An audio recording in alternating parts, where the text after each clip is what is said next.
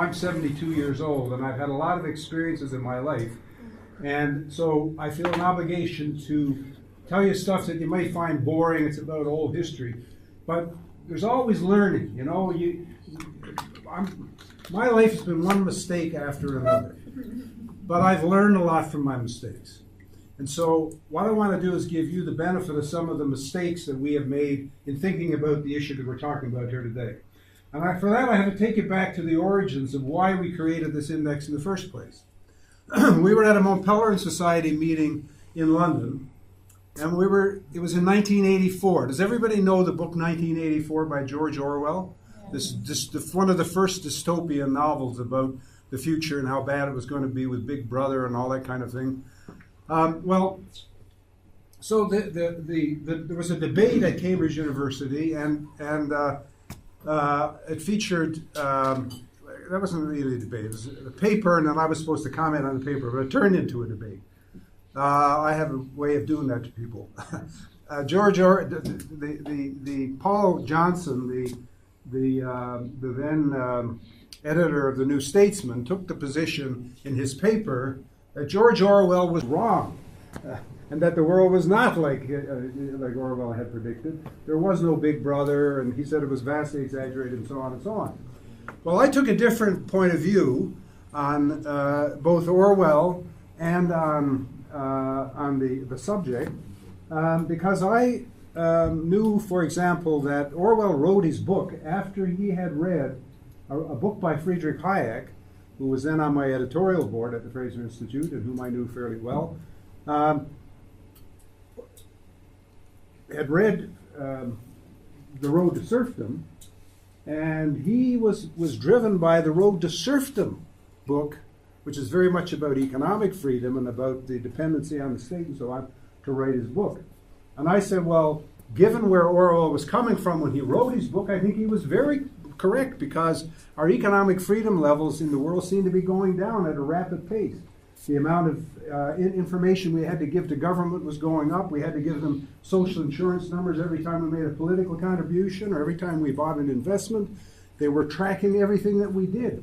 And so from an economic point of view, I said economic freedom was going down. And then, of course, a big debate happened in the society meeting, because some people took his side, some people took my side, but everybody was interested in the question, well, if Walker's right, and we think he might be, does that have implications for political freedom?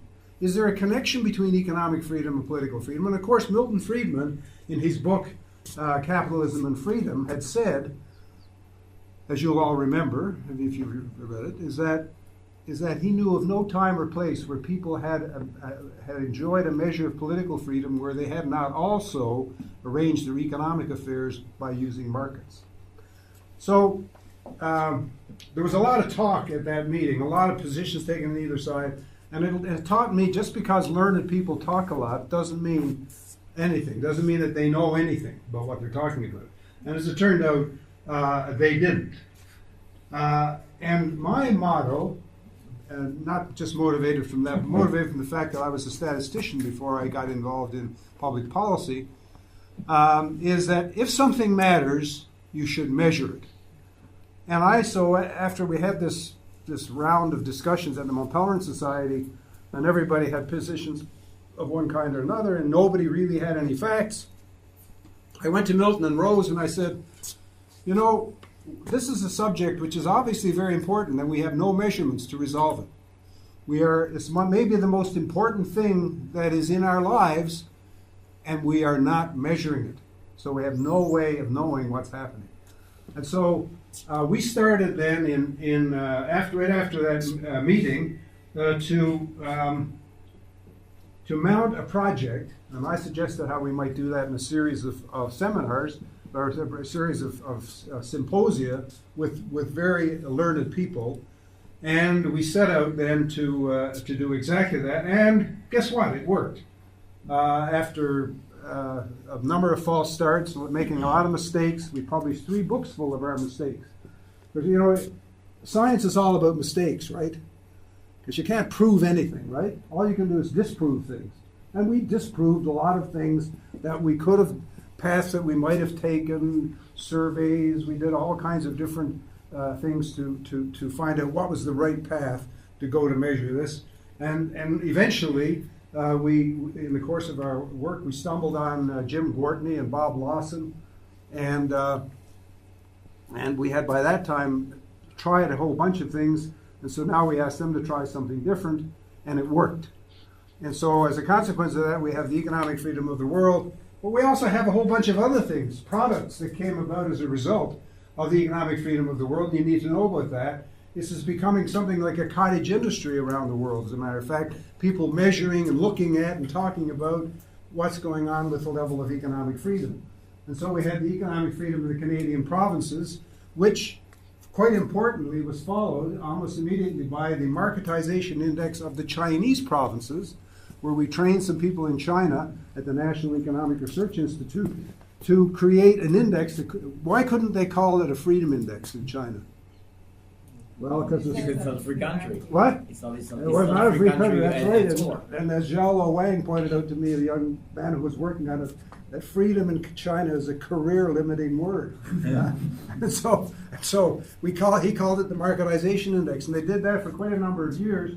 And that was very instrumental in pointing out to the governors of the provinces that were not right on the coast, where they established the special economic zones, why it was that they were not getting economic development, and there was economic development happening on the coast. Anyway, I can't talk about all these things, but suffice it to say that there have been a lot of things that came out of it. Most recently is the Human Freedom Index, which is 50% of it is made up of economic freedom. The rest of it is made up of social, civil, civic, and all kinds of other freedoms, apart from economic freedom. So we now, for the first time, have the Human Freedom Index measuring all of the aspects of human life and its projections in dealing with fellow citizens and so on.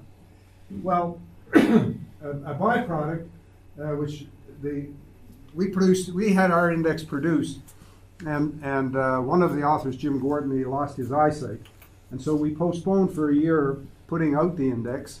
In the course of that, the Heritage Foundation, who one of the employees had participated in our program, decided they should put out an index, and of course they did, and they worked with the Wall Street Journal. And recently at the Mulpeller Society meetings, they admitted that, yeah, well, it was actually the Fraser Institute work that we relied on to produce our index. And so, I mentioned that because, as I say, it's a byproduct.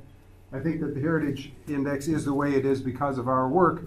And but the fact of the matter is, while some of my colleagues get really upset the fact that they went ahead and produced it when it was really our work, I say, what?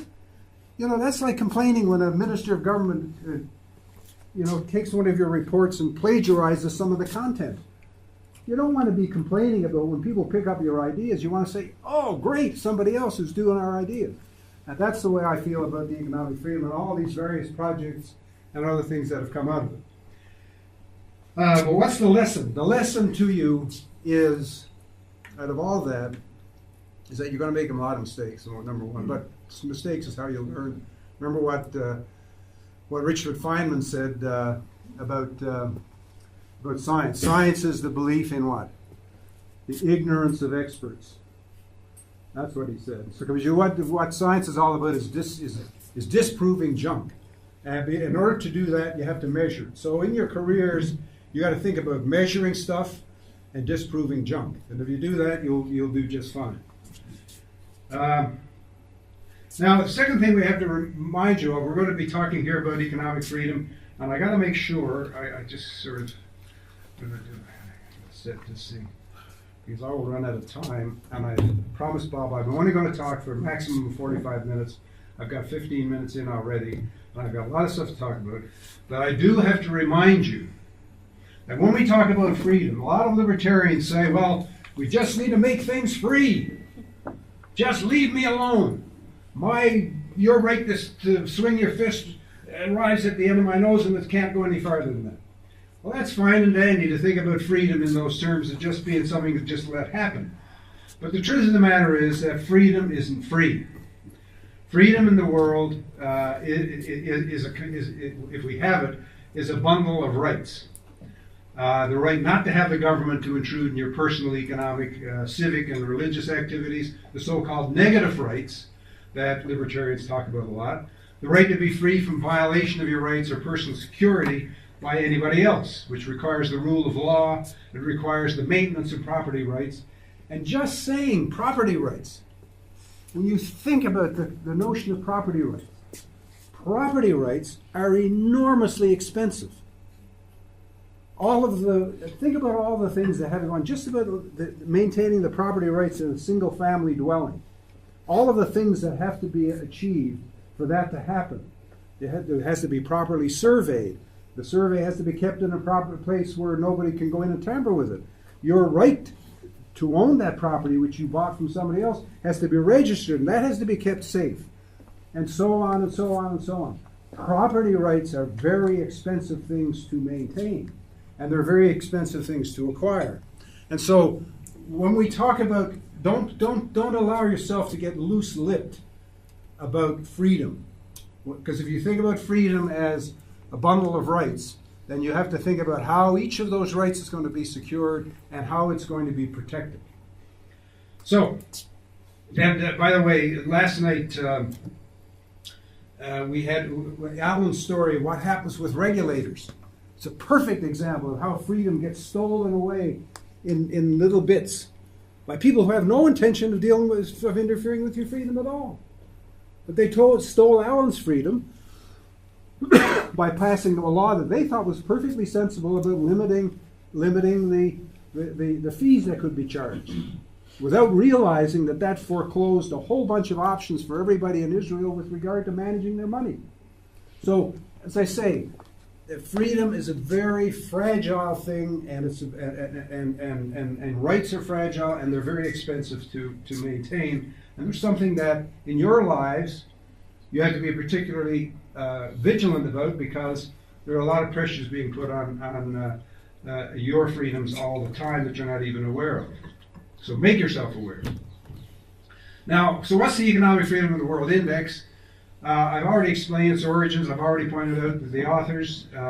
There's a new author now, Joshua Hall, who is a young man who's working on his PhD thesis under Bob Lawson, I think, and he's now become the third author.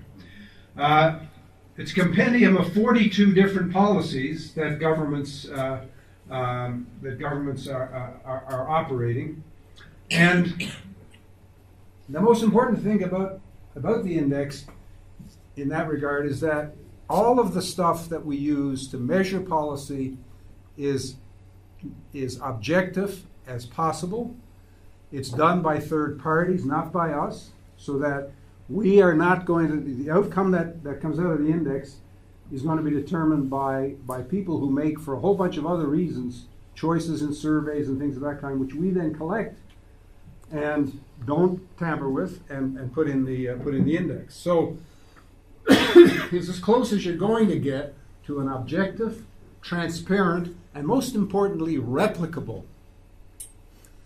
You see, when somebody comes to us and says, we don't like your index because you don't put any weights in it. We don't weight any of the 42 variables. Do you know what I mean by weighting? So we don't weight any of the components. So what we say to them is, oh, well, if you think it should be weighted, why don't you, here's the data, here's our data, our objective, transparent data. Go and make your own index and weight them the way you want. But the important thing is that the data, the freedoms that we're trying to measure, are being then looked at by somebody else in a different way. So it's replicable, transparent, and independent of the authors. Currently, it ranks 156 countries, including plus Hong Kong, and it's therefore reaching, 95% of the world's population. So that's pretty good. From a standing start in 1984, where we had no measurements, we're now measuring the state of freedom for 95% of the world's population, which, by the way, has in the course of time also expanded. We're now doing it in collaboration with 90 institutes around the world. Well, there's actually more than 90 now, but it tends to fluctuate a bit because some of the institutes we work with, sadly, in some of the countries they work, they go out of existence because the person who's running it goes in jail, or the government finds a way to stop them from working, or whatever. So there they are. There'll be a small quiz on to make sure you got all of those names later on. Now, one of the things that comes out of collaborating with all these people around the world is that we get great ideas from those people about things we should do. And one of the things that happened a number of years ago is that our friend in South Africa, Leon Low, who has 3 times been nominated for the Nobel Peace Prize for his work in trying to get Africans to work together, Leon said, why don't you call the index the policy habits of successful countries? Because there's a whole bunch of books that, you find them in the shelves all the time, the work habits of successful people and so on. See, why don't you call it and I think that's a pretty good way of thinking about it as we're going through our discussion here. Instead of thinking of it as the freedom index, think of it as the things that countries do that are successful. If you find that freedom is a problematic thing for you. Well, I say what I should have said was talking about things from the point of view of economic freedom is problematic for some people, because if they come from the left-hand side of the spectrum, political spectrum, they think that it's something that's one of those capitalist, right-wing conspiracy kind of things. Well, of course, it's not. And that's why Leon was suggesting, well, take a more less value-laden way of, I don't think of that when you talk about economic freedom anymore, you talk about political freedom, it's, I suppose, value-laden in some sense. Not one that I find particularly difficult. But if you are dealing with people who you think it might be, then talk about what we're talking about here today in those terms. That it's just the things that countries that are successful do, and then let them deal with it on that level. So what kinds of things do we measure with economic freedom? First of all, when we started this off, people said, well, how are you going to measure freedom? Freedom is something sort of in the air. How are you going to measure freedom? That's correct. Because freedom is, in some sense, is a state of mind. It's how things are out there in general. So how are you going to do that? Well, we decided right from the beginning that we were going to try to measure tangible things. And so, for example, when we ask the question about people's rights in the financial area, we say, can a citizen own a bank account in a foreign currency or in a foreign country? So as a citizen of country A, can you own a bank account in country B and also have it in a different currency? Now you might say, well, why is that? When we started this index, a lot of the countries of the world, people couldn't travel, not because there was a travel ban, not because there was people at the border stopping them from traveling, but because they couldn't get foreign currency. So obviously, if you were able to keep your money in a foreign bank, in foreign currency, it would make a big difference to everything in your life. And it still is the case for many, many countries, as you know. Another way of measuring it of measuring reductions in freedom is to say how much of a person's income is taken by the government in taxes. Because if you think about your income as a pie, and if you start off saying, well, I can have the whole pie myself, and then the government says, oh no, you're only going to have 50% of the pie, then that has a material effect on the level of your freedom. Because if you don't have any money, you can't exercise the freedoms, even though you might in some way think that you have. A third way is by measuring the extent to which government treats equals unequally. This is a little more subtle. Most countries have tariffs. They say they're to protect local workers from those damn foreigners. It's really a way of protecting who? Protecting local producers against competition from more efficient producers on the other side of the border. Okay, that's what they're really about. And if the tariff is uniform across all industries, then that has one implication for freedom. Everybody is sort of having to deal with that level of tariff. But if they go selectively through and say, well, on this product, we're going to have big tariffs, and on that product, we're going to have low tariffs. And so, in other words, the people who get the high tariffs are the friends of the government. The people who get the low tariffs are not. That kind of thing. So you can see that there are subtle ways in which governments can, by changing tariffs, have these effects. Now, in our index, we have 5 different categories of things. In the 42 variables that we have 5 different categories in which we are looking at the level of freedom. The size of government and taxation, drawing a line between what is public and what is private. We have private property and the rule of law. We have sound money, which is ensuring that your money is not taken away from you by inflation. We have trade regulation and tariffs, and the regulation of business, labor, and capital markets. So these are the 5 areas that we're going to look at. Now,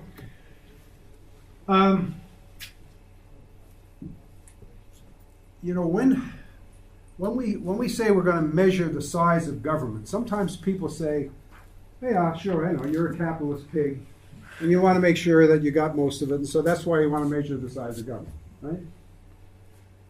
And I was just a couple of weeks ago, I was in Iran. And in Iran, and by the way, you may say, well, what was I over there?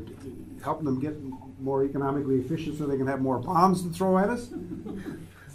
No, I was over there because the more economic freedom, as we see later on, the more economic freedom people have, that almost in a magical way, it increases the amount of other freedoms that they have. And so that the key in that country in particular to getting the kind of peace in the region and to getting the kind of responsiveness politically in the region is to first of all get economic freedom. And and in a very tangible way in Iran, when we talk about the size of government, guess what? We don't know what the fraction is, but it could be as high as 80% of the economy is owned by Khamenei and his Revolutionary Guard. We know that his fortune is somewhere around $100 billion. Well, $100 billion is pretty well the whole entire capital of Iran. And so, when we measure how much is done by the government, it's not just about capitalist pigs. It's a very fundamental issue about who is controlling what. If, for example, if you work for the government, how likely are you going to be getting on a podium and criticizing what they're doing? They're your employer, for heaven's sakes. So just in ordinary common sense terms, if everybody's employed by the government, or to the extent that people are employed by the government, it limits your freedom in a fundamental kind of way. So economic rights are a fundamental part of freedom. Fundamental part. It may be the most important. I think it's the most important part of freedom. Because without economic freedom, you can't have civil freedoms, you can't have political freedoms. We also know, and we're going to look at that in the data today, they are the prerequisites for growth and development.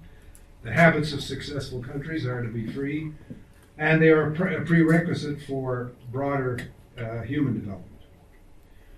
So let's look at some charts here. Now, I'm going to show you very simple charts, and they're all, they're univariate charts or bivariate charts. You're comparing one thing with another thing. Now, do I believe that this is a scientific study that I'm showing you? No. We've done all kinds of scientific studies. There may be now 1,000 or so of them done using the index, measuring, looking at everything that you can imagine, using all of the multivariate analysis and all the complex things that people are using in the science of economics in order to explore things. But it's very illustrative to look at these charts. This particular one, per capita income and economic freedom. For example, I published a paper in the American Economic Review back in 1998, which looked at this in a technical way. So I can assure you that this particular chart is not just showing you something that I dreamed up the day before yesterday. This actually has a lot of scientific evidence now to support its veracity. But it's a handy way to present it here, where we just look at, we divide all of the countries into 4 quartiles. We look at the least free quartile. That's to say, using our index now, by the way. This is using the results from the Economic Freedom of the World Index. The least free quartile, the third quartile, the second quartile, and the most free quartile. And What do we see? Well, we see that it is possible to be very on-free and have an income of some kind. But if you want to have the best income that you can get, then it's much more, it's preferable to be economically free. There's a huge correlation between how much economic freedom people have and how wealthy they are. And we're going to return to this in looking at Israel in a few moments.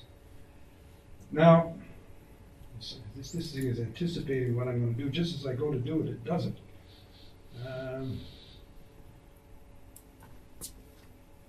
So now here we have the income of the poorest 10%. Oops, that's not what's supposed to be there. It's supposed to be the income share of the poorest 10%. So why are we looking at the share of the poorest 10%? Well, because one of the allegations that is often made about capitalism and about a reliance on economic freedom is that, oh, sure, it's fine, but you know what? The biggest dog always gets the biggest pieces, and the poor are always left to one side.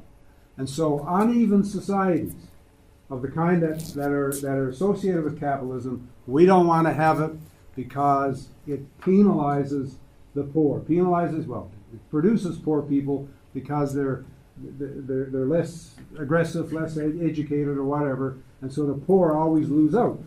Well, what we find is in this chart is that there's not much difference between the least free countries and the most free countries. In fact, it looks like the most free countries, the income share of the poorest 10% is actually a little bit higher than it is in any of the other cases. But and that's maybe not even statistically significant. It's probably the case that there's really no difference created. So you don't get any bigger share of income going to the low income, not the low, to the people who are less advantaged in the society than in a society which is run with high levels of economic freedom, a kind of a situation associated with a capitalist society. But now this is where the rub comes. Now, even if that's true, that it doesn't make much difference, what it surely does make a difference in is what is the income level at which that person who is poor actually has. This is the average income of the poorest 10% of the population. And so if you're going to be poor, if you believe in karma, and the great frog in the sky said, you have got to be poor for the rest of your life, and you're trying to decide which country you're going to be in, you better pick a high economic freedom country. Because there, the incomes for the poor are much higher. If you want to be in a socialist inspired dirigiste kind of a society, you're going to have a very, very low income if you're a member of that lower income group. Is everybody getting that? You get this subtle? I mean, it's a bit of a subtle. Yes. Now that's right. Ask questions. Anyway, I would encourage you to ask questions at any way along. If I'm saying stuff that you find. Yes. Can I ask how is income measured? How is income measured? Yeah. Yes. In every case that I'm going to show you, and I'll justify that, I use U.S. dollars in real terms. So inflation adjusted U.S. dollars. Now, why do I do U.S. dollars? Why don't I use international purchasing power and some of these other things? Well, it's a philosophical reason. The purchasing power idea is that you should take into account the fact that your money goes farther in some economies. Well, what was my experience with that growing up as a young person and going around the globe as I spent my whole life? Seems like I spent my whole life in an airplane. And I would go to South Africa, for example, and people were telling me, well, the income levels are over, the standard of living is much higher than that. And I thought to myself, well, who is it much higher for? And of course, it's much higher for, in South Africa in those days, the white population who hired lots of black people and paid them a pittance or had them living in a little house at the back of their property and pay them a pittance. There's also a lot bigger purchasing power in Soviet Union, where people were being paid slave labor wages. In other words, what purchasing power parity is about the service component of consumption, which is often provided under systems of duress. And so I have at a very early stage rejected. I said, if you're going to say that the standard of living in the south of the United States in the slave years was made higher by the fact that your purchasing power was greater because people were enslaved to produce services, I'm not going to go along with that. I want to have a measure of life which is derived from the freest understanding of what life is, and I'm going to apply that universally around the world. And I get a lot of flack for that. Even my colleagues, some of my own colleagues at the Institute say, no, don't you know about purchasing power parity? Herb Grubel is my friend of 45 years and a very aggressive German economist. He always is berating me. But you see, I can't forget my history. I can't forget where did I see the purchasing power index showing much greater differences. It showed it in places where people didn't have freedom, where people were being abused. And that's what it is. And don't ever let anybody tell you otherwise.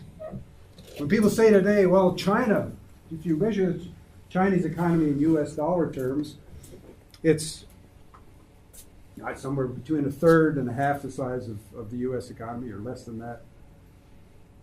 And people want to say, well, but in purchasing power terms, it's much higher. I said, well, have you been to Western China? Have you seen the starvation? Have you seen people? If you're happy with that, if you're happy with saying, well, I'm not happy with that, and don't let, I would suggest you don't let anybody suggest to you that you should be happy with accepting an index which is based on that kind of difficulty. Any other questions about yes? The index is a comparative index, or it calculated an absolute freedom for each country? Well, it's the freedom index itself is actually meant to give a level of freedom, but you're quite correct in that many of the things that we measure, we have to measure relatively. So we use a minimax scale. We say, okay, this economy is, we talk about tax rates, for example. We take, okay, this is the highest tax rate, there's the lowest tax rate, and so we rank the countries between those low and high tax rates. But if, a few countries achieve more freedom in each year, and the ratio between them stays the same. So how is it calculated? The ratio between the countries stays the same, but the absolute freedom has grown. So has what? Grown. Yeah, the world is more freedom. Yes. But all the countries move upward together. Yes. Same ratios. Yes. So how is the index catch this? Well, what you're going to find is, and we're going to look at that tomorrow. It's a very good question, and it's a technical issue. But you're going to see tomorrow. What? You're a statistician, so. Yeah, well, yes. But and you're going to see tomorrow what has been in fact happening around the world with regard to that. So can we leave that till tomorrow? I know I don't mean to just push you off, but basically what it is you're going to have more and more people. It's going to get hard. More and more people are going to be up around 10. That's really how that mini-max scale works. It's going to squeeze up to so that everybody is. And wouldn't that be a fantastic thing? We could pack it up and throw it away. No, we have to keep on measuring it, because as I'm going to show you, one of the things I've learned about freedom is it's as fragile as a little chick that you hold in your hand. It's as fragile as a little chick, and you think, it's going to grow up to be a big, healthy chicken and lay eggs for me. And you come back the next day and it's gone. And you're going to see that. You're going to see today. I'm going to show you some charts that you'll see that. Yes. think those two slides are very nice, but the interesting part is to do this comparison between the Western world, between the countries over there, and not in the entire world. Because to look at the poorest countries in the world and to say, okay, the poor people over there have less freedom and less money and income, it's not very something interesting to say, I think. I mean, to go to see what is actually the same slide, but only to focus on the higher level countries, this would be the interesting part. Well, but don't forget what we're doing is we're measuring the level of freedom independently, right? We're measuring freedom in all of the countries, right? And then we're looking at the income levels in those countries. And just because a country is in what we would refer as a poor area of the world, and I'm going to show you some charts on that tomorrow as well. Just being in a poor part of the world doesn't mean anything about what level of income you should have or what level of freedom you should have. So the very notion that there are poor levels of the world and other kinds of that is not a notion that stands up to any kind of scrutiny. And you'll see that tomorrow. Is a question back here? Yes. I'm just wondering if you measured, how to say, like the quality of life. I mean, if I have. We're going to come to that in 2 minutes. In 2 minutes. Yep, 2 minutes. Yep. Okay, so can I go on now? Permission granted? Okay, good. Good. So I've got my card. I've got to get. Well, I'm nearly run out of time actually. Just go. What? Just go to 10 o'clock. Go to 10 o'clock. Okay, very good. So the next thing we look at then is this is the Orwell slide, I call it. This is the Orwell slide because this is the answer to that debate which we had all those learned Nobel laureates and everybody at each other and getting upset and excited and screaming in some cases at each other about whether Milton Friedman was right that you had to have some level of economic freedom before you could have political freedom and so on. Well, this is this chart says, well, the level of, if you have low levels of economic freedom, you'll have some political rights, but you won't have as many political rights as if you're living in a very free, economically free part of the world or country. And so there is, in answer to the debate question, economic freedom is very important in terms of, and we shouldn't be surprised by that, right? As I told you about the situation in Iran or the situation in Russia at the moment. We were in Ukraine, and Ellis and I were in Ukraine last week, or I can't remember, 10 days ago or so, and we were doing the same thing about economic freedom in Ukraine. It's very, very tough. The government is so active and so doing so many things, and they've given their friends, as I said, they're favoring their friend group. And so the country is still in the grip of government by proxy through these fortunately they don't call them capitalists. Everybody realizes they're cronies of Putin's or of Poroshenko's or whatever. Okay, so let me get on here. So civil rights also, it turns out that people's civil rights, the extent to which you can make public opinions, the extent to which you can write about things in the newspaper, all of those things. And by the way, these are measured not by us. The civil should have pointed that out. When we're talking about political rights, in this slide, we're using the Freedom House measurements of political rights. We're not using our own measurements of political rights. These are Freedom House, and this is also Freedom House's measurement of civil rights. So once again, it's pretty obvious that if you want to be civil, you want to be able to write anything you want in the newspaper and call anybody what you want to call them. If you want to go and have a demonstration and say all the things that you want to say, except today on universities in the United States where you can't say anything, which is very sad. But in any event, you better be in an economically free country. Then, so what about other things? Now, this is the kind of thing that you were getting at about the more intangible kind of things. The quality of life. Well, the quality of life, one of the big indices of the quality of life is whether or not genders are equally treated. and this using the UN's Gender Inequality Index, we find that there is much less inequality in economically free, in the freest countries, compared to the least free countries. And so, and the other one is life satisfaction. There's this poll that's done by, what's it called, something Planet somebody know who does that poll? I've forgotten who does it now. Anyway, there's a very famous poll that's done about life satisfaction. And I think this was this your comment about your question about how is life for people generally? Well, so whether it's worrying about your gender equality or worrying about your life satisfaction more broadly, it's once again better to be in an economically free country than one which is not. Now I'm gonna. Oh, I said I was going to talk about this more. I think I'm going to have to do very quickly on this one. This is a poor part, historically poor part of the world, South America. This is your question. Okay, so and so we looked at South America, and we looked in particular at South America and Chile, a country which has had a lot of attention, and unfortunately, the changes that happened in Chile happened in under very contested and difficult and terrible, to some extent, conditions. However, the fact is that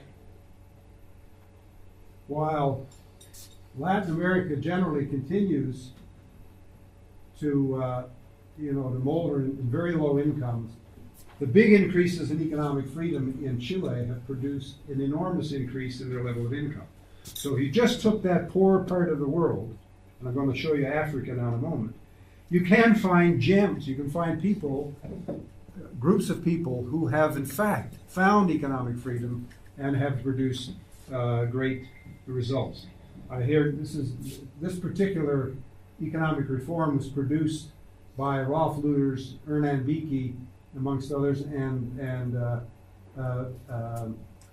Jose Piñera. Is Jose here? Not here. No. Jose Piñera in Chile was part of that. It was part of that great agornamento. And now in Asia. In Asia, generally speaking, Asia has been also very low level. Had low levels of economic freedom. But you can find examples, Korea and Singapore, two countries which adopted the scheme that we're talking about here, and with enormously beneficial effects for their populations. And while Asia more generally continues to lumber along at lower levels, now their income levels have gone up, of course, in the rest of Asia as well, but not by nearly the level, the extent that has happened in the countries that have adopted economic freedom. And then there's sub-Saharan Africa is also a case where they have lumbered with poverty, and then there's the case of Botswana and also Mauritius, a little island just off the coast of Africa, which I don't have here today, but it's a wonderful example of what can happen against that background. And you see that Botswana, by the way, I just showed you the Asian pictures. Botswana is the fastest growing, I bet you know ever heard this. Botswana is the fastest growing country in the world over the last 35 years. The fastest growing country. Now, how come you've never heard that? Well, because Botswana is the outlier, economic freedom outlier, really, in that region, and nobody wants to talk about the fact that it's not because people are black, not because of blah, blah, blah. It's because they don't have an economic freedom. That's why they're poor. That's the answer to the question of are there areas of the globe where people, are different. Okay, so how does Israel do? I mentioned that we're going to look at this in some detail, and I'm going to show you what are some really quite extraordinary things about what's happened to Israel and some of its comparators. But this is Israel's ranking in 2017, which you have been denied because you didn't have the 2017 level edition of the book. But by the way, all of this stuff is available free online. You can download it. You can download the full edition of Economic Freedom, the World 1917 from the Fraser Institute website, fraserinstitute.org. And I'll show you that address at the end as well. And but this is showing you the rankings for the different areas, the 5 different areas that I mentioned. The size of government. Oh, that's a good idea. Do you mean to say you haven't been able to see these slides that I've been showing all the way along? No, we see You it. saw them? Okay. Just now better. Okay, now better. Okay, good. You sure don't need to see me. So there is. So the size of government, the rule of law, sound money, trade openness, and regulation. And what's this showing you is how did Israel rank in the 156 countries that we were ranking in 2017. It was actually 258 countries. I guess it's 50, or it's 56 plus Hong Kong. Yeah, I think it's 56 plus Hong Kong. This is how Israel rated. And you can see that in the rule of law and in sound money and in trade openness, not bad, in credit regulation, in business regulation, and overall, not bad. But you got some real problems in labor regulations and in the size of government. And we're going to look at some of that in more detail now in a moment. But this kind of this credit reg sort of puts a different picture than the one we heard last night about credit markets, where the credit markets were being hampered. Now, it doesn't mean that what Alan told us is incorrect, but there are features and aspects of your financial sector that are obviously doing quite well. Not as well as the United States, or not as well as perhaps Hong Kong, but not badly in comparative terms. Now we're going to go quickly through all of the rankings of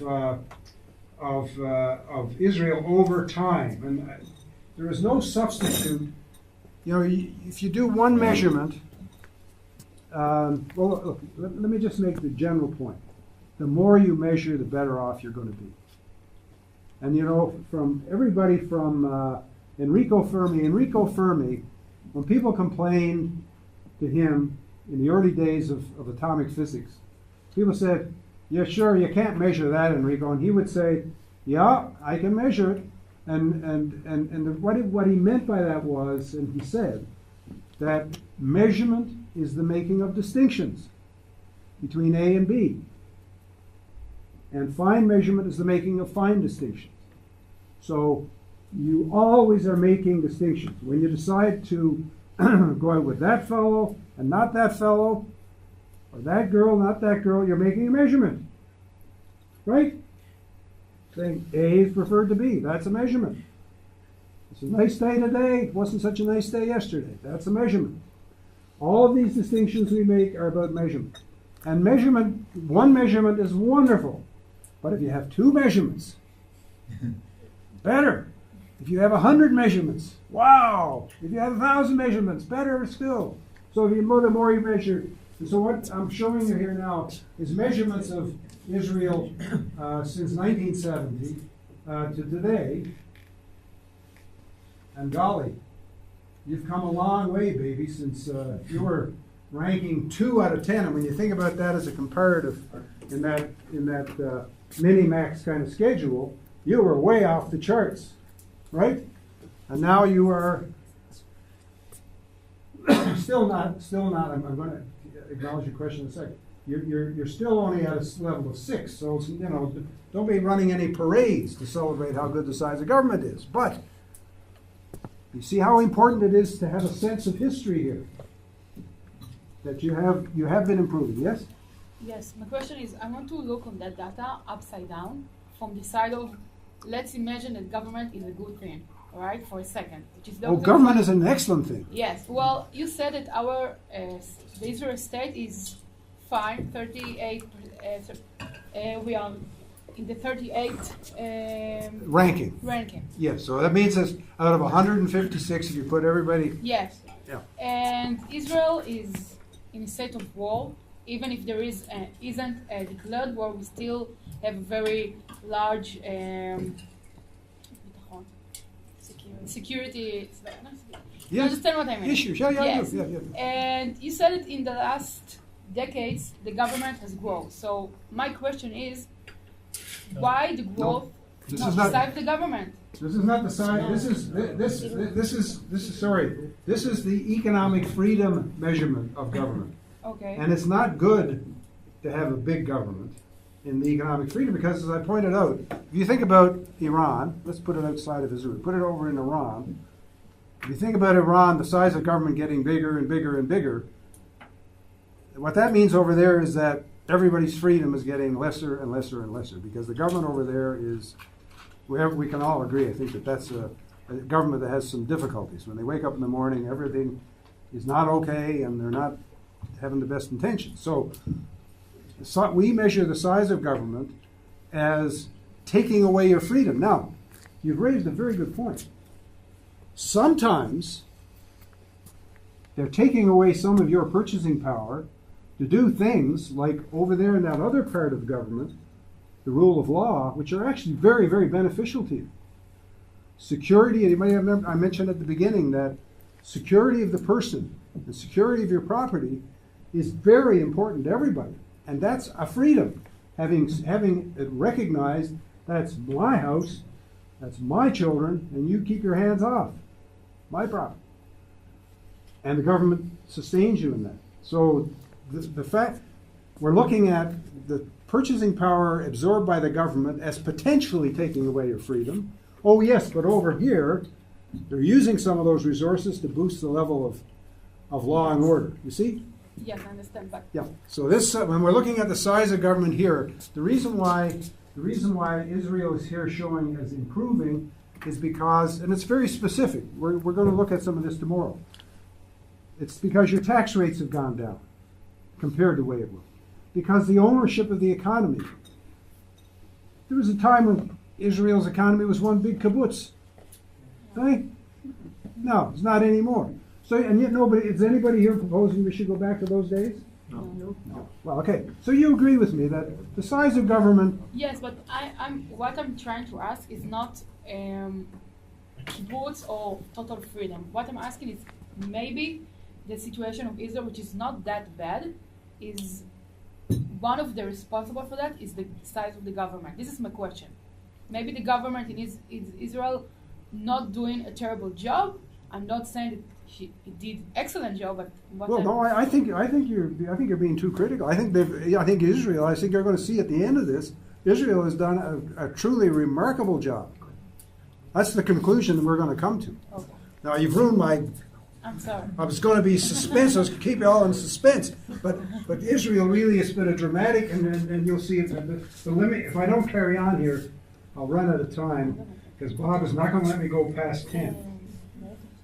Okay, so understanding here that the size, anything we're looking at here is about the economic freedom level associated with the size of government, and that has been going up and it's sort of plateauing here for reasons maybe as you've mentioned. Now here's one where there's really not been a lot of progress.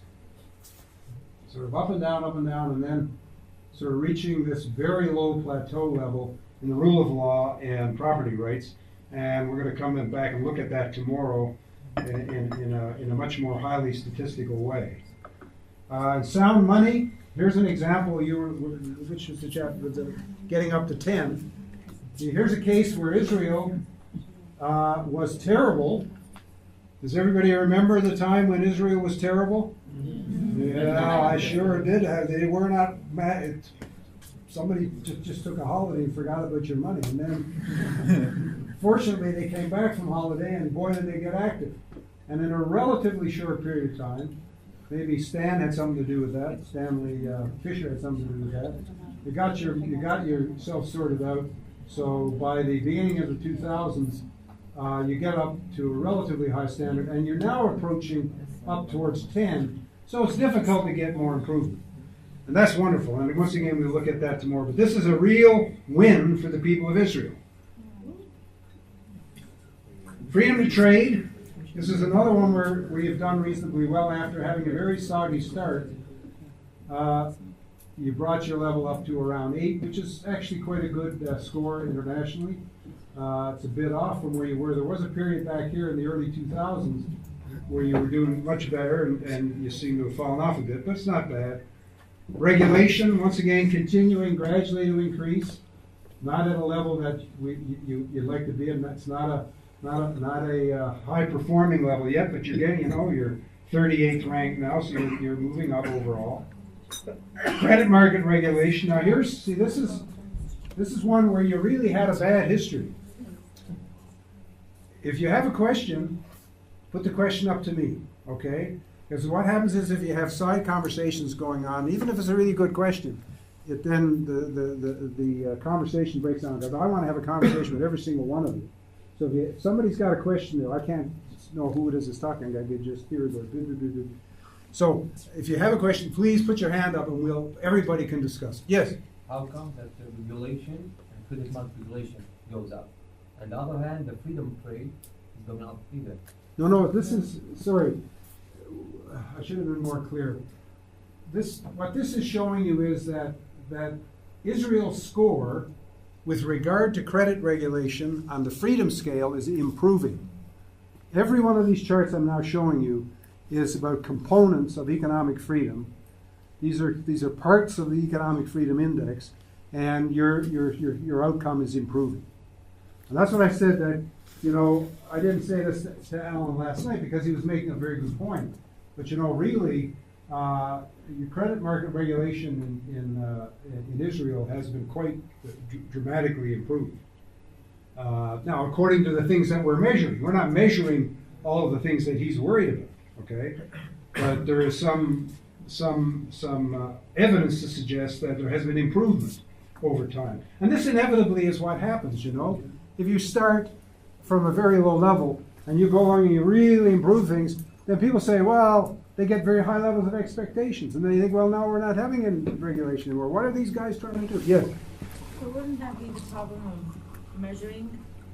Because my question is generally speaking about measurements. You said before that if anything is important to you, you have to measure it. Yes. But then it goes back to what Alan said last night, that when you live with measurements, you barely think ahead. So then I think your ability to improve over time decreases because you're only worried about now and the measurements of this year or this quarter or the next 2 years. No one thinks of the improvement in 15 years or in 20 years. He was speaking very specifically of investment returns. But I'm asking generally because I see that it's in general in all terms of life. If it's for grades, for us as students, if it's for education or work or labor. Mm-hmm. So, where do you find the balance between measuring and not measuring? Not measuring as in... Well, no, but he wasn't suggesting not to measure. He was suggesting that the things that people were driven to measure by the system of regulation were, and the kinds of options that were open to them in Israel were distorting their view of the future.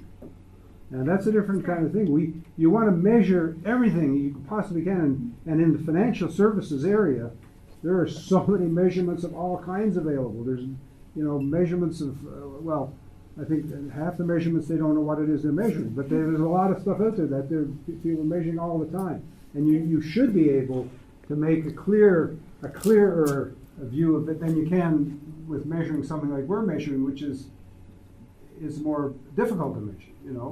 We don't have, people, unfortunately, bureaucrats don't publish at the end of the week how many people they abuse this week. That doesn't happen. So you don't, the guys that he's dealing with, they think that this is Friedrich Hayek was such a smart man. He said, the problem is not to figure out why bad people do bad things. The problem is to figure out, why do good people do bad things? Why do people who think that they're doing good for you destroy you? And this is what's going on. We have these regulators. None of those regulators in the Department of Finance go to work every day saying, okay, who am I going to get today? No. They see themselves as fortress financial security, trying to protect the financial security and the future of the people of Israel. Meanwhile, they're putting landmines in the fields for the people who are providing the services. That's the problem. So this is, I think, it's a more subtle one, and it's one, excuse me, why I said last night, and when Elvis suggested to me, you're the generation that's going to pay for this. When people's pensions run out in 25 years' time, you're going to be the income earners here in Israel. And who is going to get taxed more heavily to pay for those pensions? It's going to be you people. So now is the time. We had a young man who was a protege of mine at the Fraser Institute who I brought into our programs. We have student programs also in the United States. This year I think we'll have 20,000 students getting exposed to our ideas across Canada.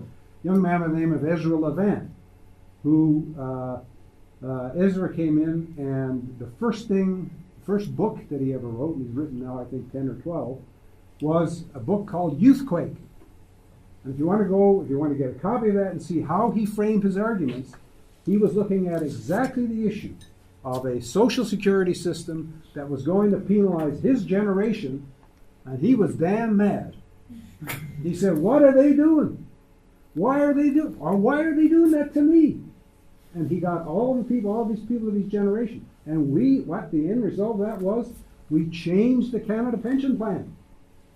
We pre-funded the liabilities. Instead of saying, well, it's all going to come in good course, it's all going to come out of the pockets of the young people. So we pre-funded them so that we wouldn't have this big bubble that Ezra Levant was worried about. So you can make a difference.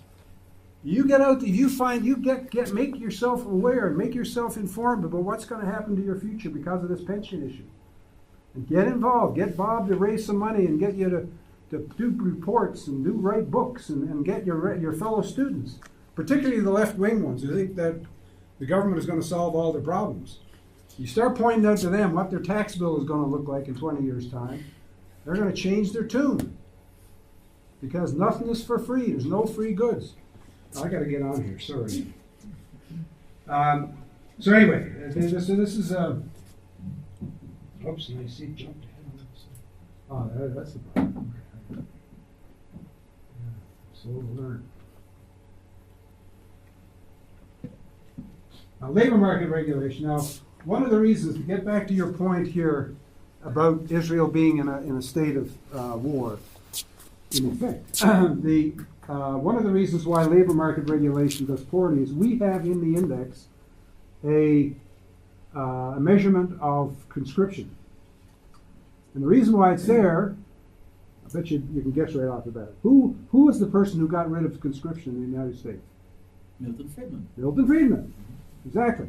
And there was a moment in history when that happened, when a general sitting across from him in the Congress said, "Mr. Friedman, I don't want to think of my country having mercenaries out doing our warfare." And Milton's response was, "Well, every other aspect of your life you're employing mercenaries. Why wouldn't you do it for the military? You go to mercenary doctors, you get mercenary teachers, mercenary doctors, nurses. Why wouldn't you have your?" And that was the end of the debate. He went even further to say, "I don't want an army of slaves." Oh, they're slaves. Well, there you go. That's right, exactly. You've got a better memory than I have. Are you young? Yeah, I think you are. So when we constructed the index, of course, we put in, because at that time there was still a lot of countries that had conscription. And we said, we don't want to have slaves, just in the same way I don't want to have slaves in my measure of income, the PPI, so-called. I got to think of a better name for that, like the slave index or something like that, to make the point. But so that's why we have it in there. Now, what that means for Israel is, in your labor market area, that's where you get penalized, because you've got a whole group of people who have to do military service. So it's kind of slavery for the defending country. No, what's that? No, I'm sorry. I'm using it in the sense of No, I understand. yeah. my question is, in Israel, we believe that the army is an economic benefit because it's educate young people and give them a lot of benefits for them to be better workers when they get to start to work. So you saying the opposite? Let me say that Milton Friedman said the opposite. Well, what you say?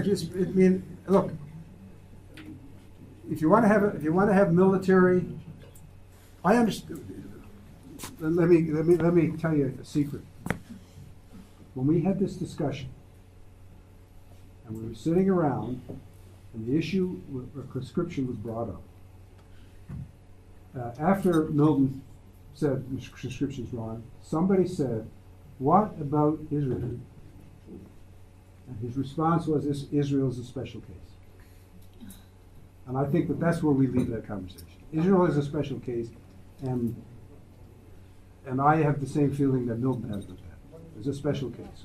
So in general terms, I would not be in favor of conscription. But where you are literally fighting for your life against an embedded opposition, I think you have to take a different outlook. And I think then militarism has to be a virtue. It has to be part of the culture.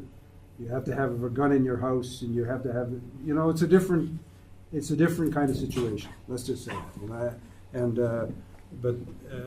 that's one of the reasons that, as I say, Israel, because we apply that Milton's thing, his idea about conscription being, I think that's why one of the reasons why labor market regulation is low. Not the only reason. You do have a problem in labor market regulation. No. Business regulation has once again been one of those stagnant things, not really very much progress in Israel. But overall, economic freedom from the doldrums in 1975, it actually fell from 1970 to 75, and then on a steady increase, and continues to improve to this day, and to the enormous benefit of Israel, as you'll see in a moment. Okay, so here's Israel's natural experiment. I just got to keep talking now until I get this done, and then if there's any time left, because I only have 17 minutes left. Is that correct, Bob? 16. 16. So we ranked. It's very important to measure things. What's that? Very important to measure. Measure, yes. Well, I'm looking at the internet time here on this computer. So Israel's natural experiment. So what we do. We do this program of economic audits. That's when I was in Iran and why we were just in Ukraine. And we've been doing this around the world. And what we do is to do a natural experiment in a historical way without having a bias one way or the other, is we take the country that we are looking at and we take a historical time in the distant past, usually the first year we did the index, we say, let's look at the 5 countries whose income levels in per capita US dollar terms, take the 5 countries below the target country. Now that's tough in the case of Venezuela at the moment because there aren't any below them, but no, there are in income terms, that's wrong, but in economic freedom terms. Anyway, we take the 5 countries below and the 5 countries above the target country, and then we look at what has happened over the period since 1970. And so I'm now going to show you what the results of that were. Here's what those countries looked like in 1970. You had Iceland, Saudi Arabia, Venezuela, Spain, Greece, and then Israel. And below Israel, Ireland. Below Israel was Ireland, Oman, Portugal, Argentina, and Gabon. Now here are the income levels per capita US dollars, constant terms. And here are the economic freedom levels. Now you can see that in the case of Saudi Arabia and Ireland, we didn't even have any measurements of economic freedom back in those days.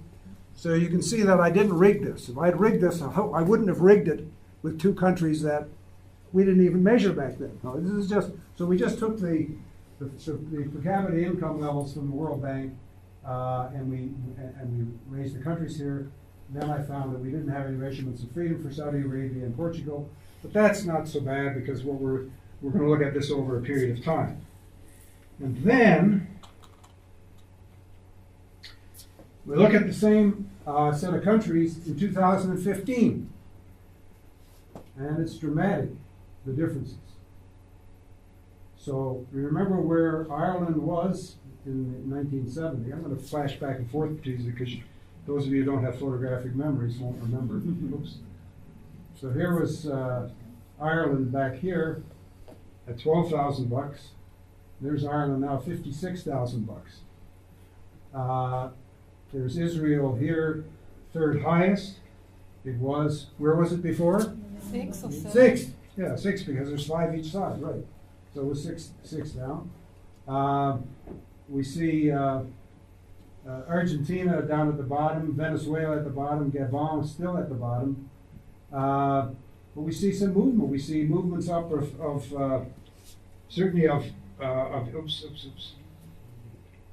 We see movement for a dramatic improvement for Israel, not just in here's the economic freedom level in 1970 for Israel. Here's Israel's economic freedom rating today, up at the very top, and of this group of countries. But you can see that Spain and Portugal have also improved in their position overall, and Iceland and Ireland are the top performers. A country like 2 countries, Saudi Arabia and Oman, both of which have enormous petroleum reserves, both doing very poorly, economic-wise.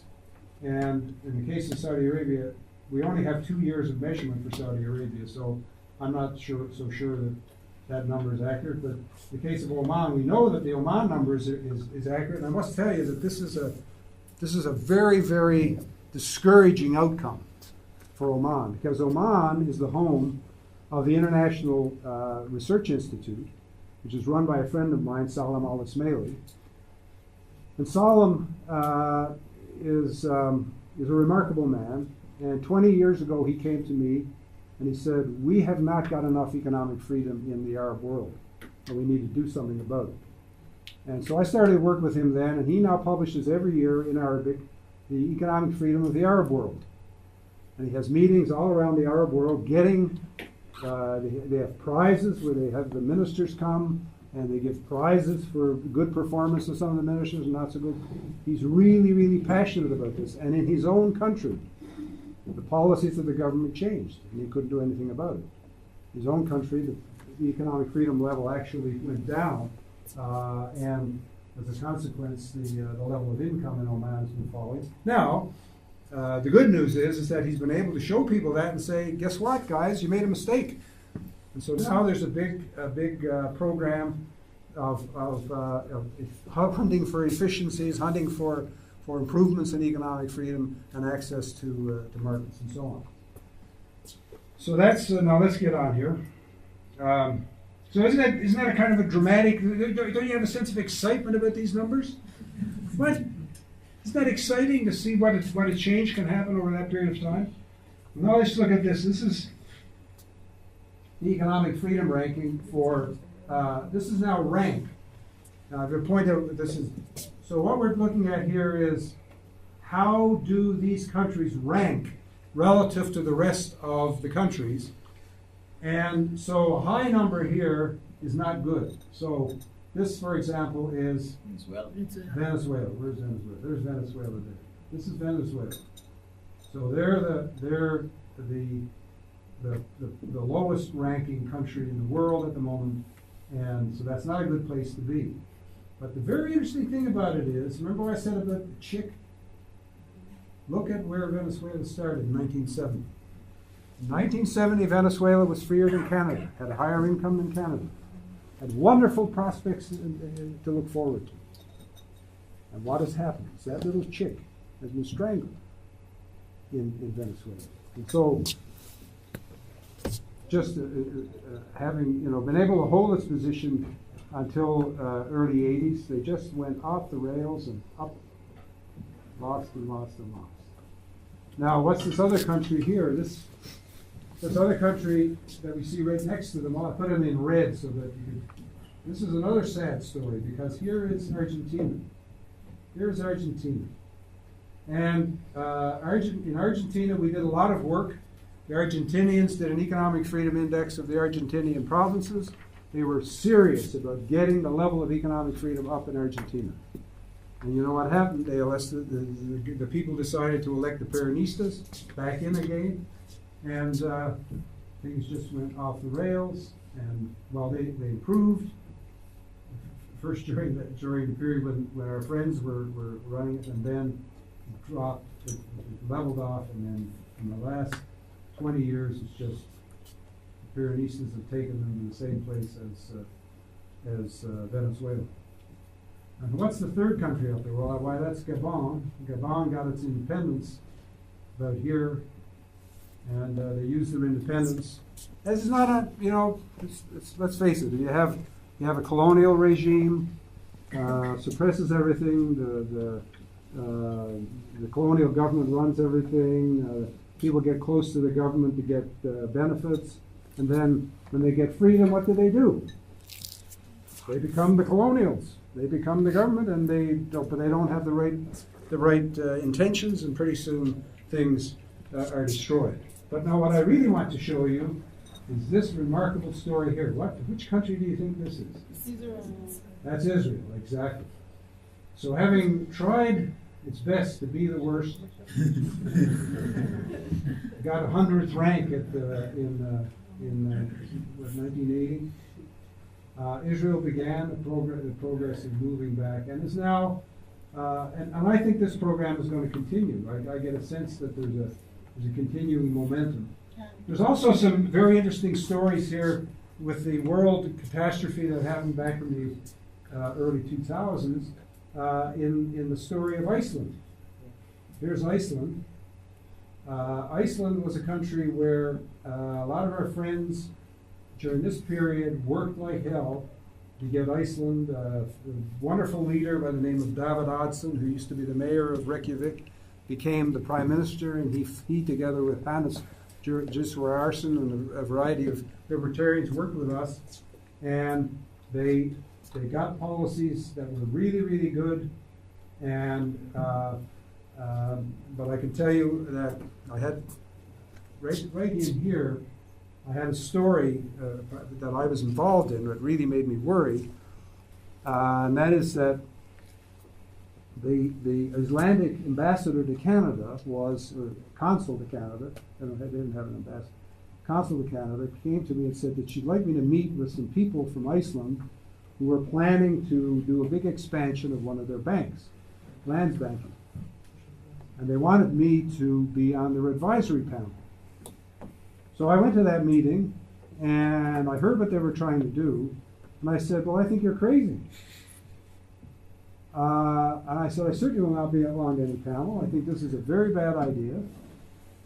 And, as all opinionated people, I thought, well, of course they would have listened to me and that they would have abandoned the project. Well, then sometime later, I was sitting on the board of the largest Canadian brokerage house, Canaccord Capital, and we had part of our operation in London. I went to London for a meeting as a member of the board, and I was told that we were just changing our local land, our local registrant. You had to be registered with a bank that's registered in Britain in order to be in the business. Changing it from Bank X to Landsbanki. I thought, what? Landsbanki? They said, yes, Landsbanki. Well, I said,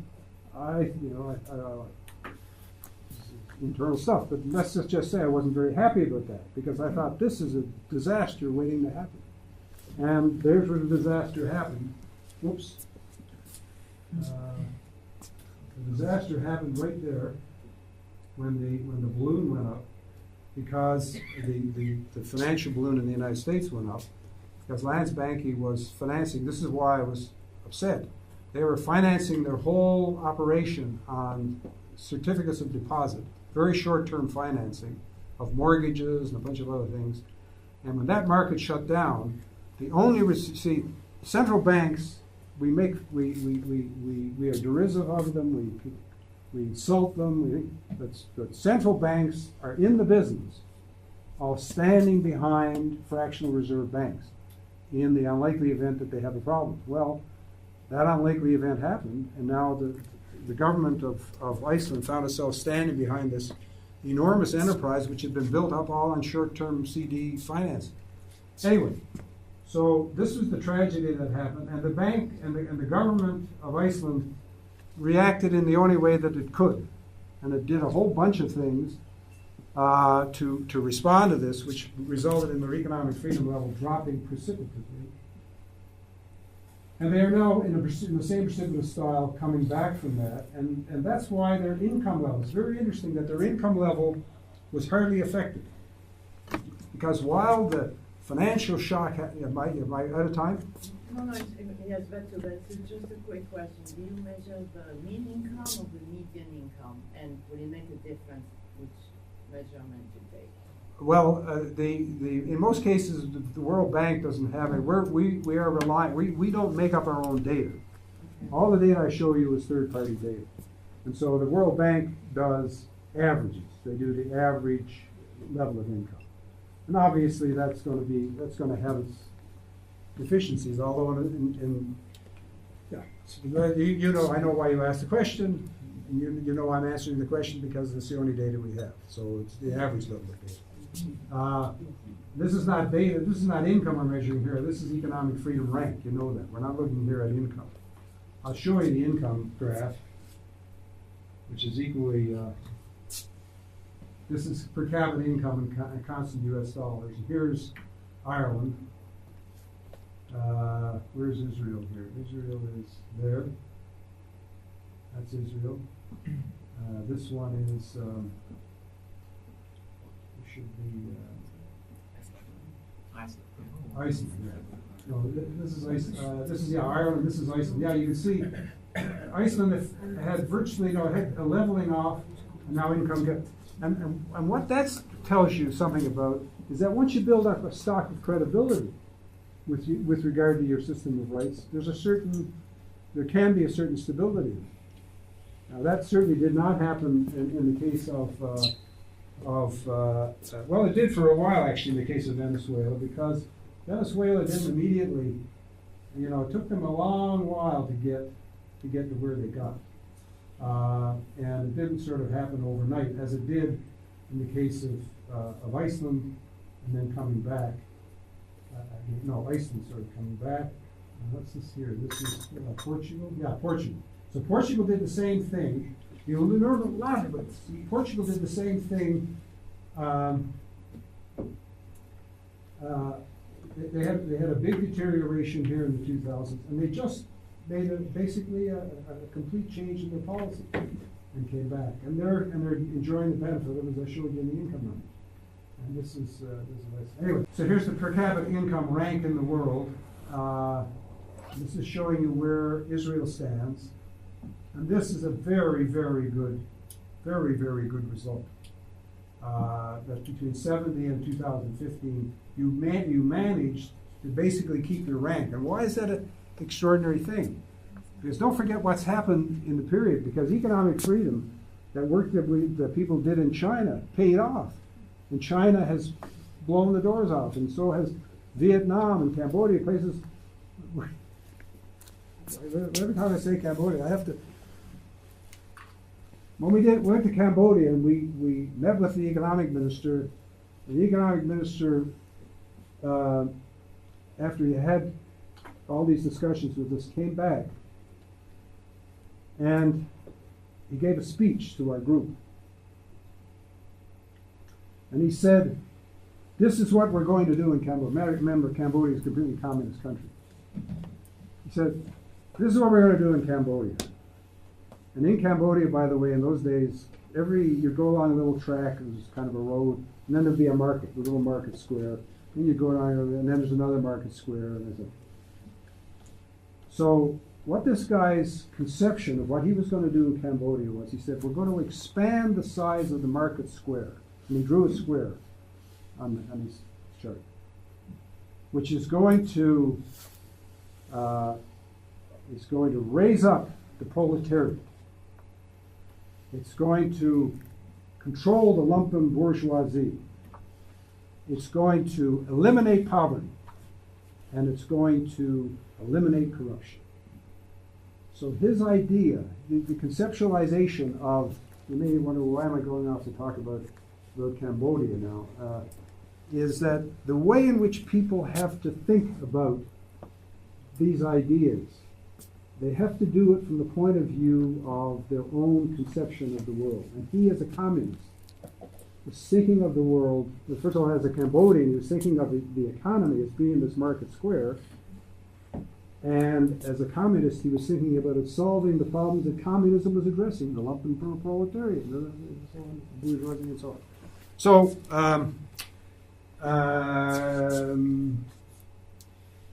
I don't know why I went off to Cambodia. It's just every time I say Cambodia, that man's image jumps into my mind. Anyway, this is the last slide, and that it shows you the. Oh yes, I was talking about Israel and the remarkable thing that's happened. Well, because of all these economies in Cambodia, in Vietnam, in China, the competition for place has gone up dramatically, and so the fact that Israel has held its position over all this time is really quite good. Now you can see they haven't done as well as Ireland, which dramatically increased its position, and Iceland, which increased its position. Everybody else here, look at Venezuela, Spain, even Spain, and Saudi Arabia, Portugal, Oman, Gabon. Everybody else has lost place in the world order of things, whereas Israel has managed to hold its own. And I think that is very good. That's a very good sign. And I think that you, with your help and with your getting involved in this struggle to get more economic freedom in Israel, that you will continue to succeed, because economic freedom increases prosperity, reduces poverty, increases other freedoms, and improves the quality of life. Bob, I have finished 3 minutes late.